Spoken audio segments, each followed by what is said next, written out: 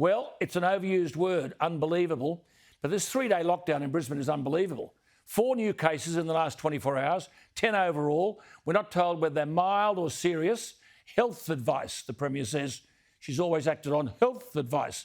Well, from day one, the advice on coronavirus has been wrong. The so-called medical guru at the ABC told us last year we'd have 70 to 80,000 cases in April alone. We've had 29,000 cases in 14 months, 909 deaths. The Australian road toll last year was 1,190. If real statistics had been anything, 3,571 people in Australia suicided last year, almost 4 times the number of COVID deaths, and at a much younger age.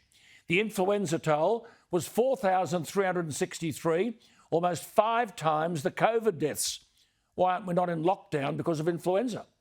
510 people a week die from heart disease. When can we get some perspective, for goodness sake? Why can't we be given real facts and be trusted to make our own decisions about risk? We've got 25 million people in this country. As at February, fewer than 29,000 had tested positive. That is 0.1% of the population, and 0.0036% have died. Well, Peter Gleeson's a breath of fresh air. As I said last week, he's been an experienced and successful newspaper editor. He currently writes for News Limited, and you can see Peter on the front page here on Sky News Australia, 11 p.m, Monday to Thursday, and he joins us. Peter, good evening. Can you make sense of this nonsense, Peter? It's a shambles, Alan. It's an absolute shambles, and there are many, many business people, particularly in Brisbane here tonight, who are looking at the bottom line. I was talking to one on the way in here tonight. The place is like a ghost town. Half of Brisbane have gone to the Gold Coast, Alan. The other quarter have gone up to the Sunshine Coast. He's put 6 people off. He's put 6 people off in the last 6 hours, and he expects more from next week. The problem here, Alan, is that, as you quite rightly point out, they are relying on health advice when the health advice is wrong. And we go back to Saturday when they put out that statement, the health department, and said that there was a super spreader out there after a party of 25. Well, in fact, there was 5 people at the party. 4 of them were housemates. How can we have any confidence, any trust in the Queensland Health Department? They're like the Kremlin. They don't release information properly, and when they do, they get it wrong. So they're the guys in charge of the contact tracing in relation to this particular fiasco. How can we have any confidence at all? You can't. I mean, compulsory mask wearing all over Queensland. They've never heard of coronavirus at Billawheeler or Charleville, but lockdown Greater Brisbane. And for the benefit of our viewers, I'm sure you know that's Brisbane, Moreton Bay, Ipswich and Redlands. And she's talking of a longer lockdown. I mean, there's not one piece of epidemiological paper, is there, Peter, that they can produce that justifies lockdowns? None at all, Alan, and you make a great point there. I mean, you know, we spend a lot of time in North Queensland. People are walking around Port Douglas at the moment, beautiful part of the world, one of the greatest parts of the world, with masks on. They haven't seen a case in Port Douglas in 300 days. They haven't seen a case, as you say, in Billawheeler ever. And of course, it all comes back to this over-reliance on the vaccine. And this is another area where I think it's important we put some context around this, Alan. The vaccine rollout in Queensland has been abysmal.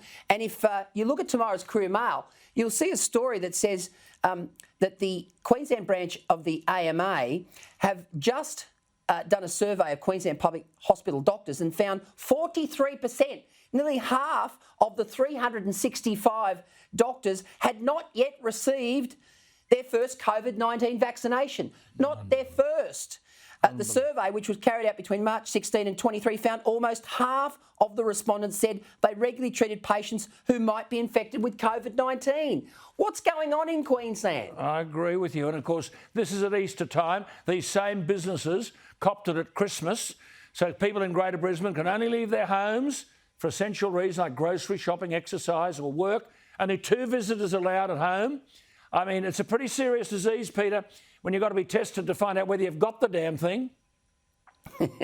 What? And Alan, quite ironic today. I mean, it's extraordinary. Quite ironic today. Rex Airlines, a new player on the domestic aviation market, have put together their first flights out of the Gold Coast.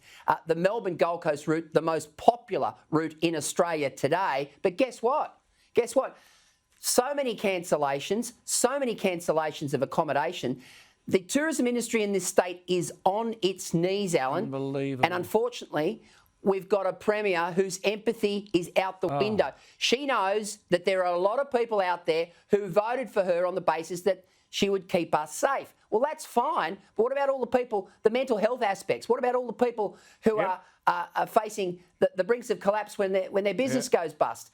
And I find it quite ironic too, Alan, just before we go, that today JobKeeper ends. JobKeeper was the thing that kept her in government. They were sitting back there watching their Netflix on JobKeeper, copying their $7.50 a week and saying, how good's theirs? We'll just give her a tick. Absolutely. And then schools are closed as well. The education of young people is again being vandalised. Peter, well done. You're doing a terrific job. Talk to you next week. See you, Alan. Keep them up to the mark. There he is. Peter Gleeson. It's scandalous, this. But the Prime Minister, will you just say there will be no more lockdowns? And if you're going to come at that caper, then we're not going to fund you. It's as simple as that.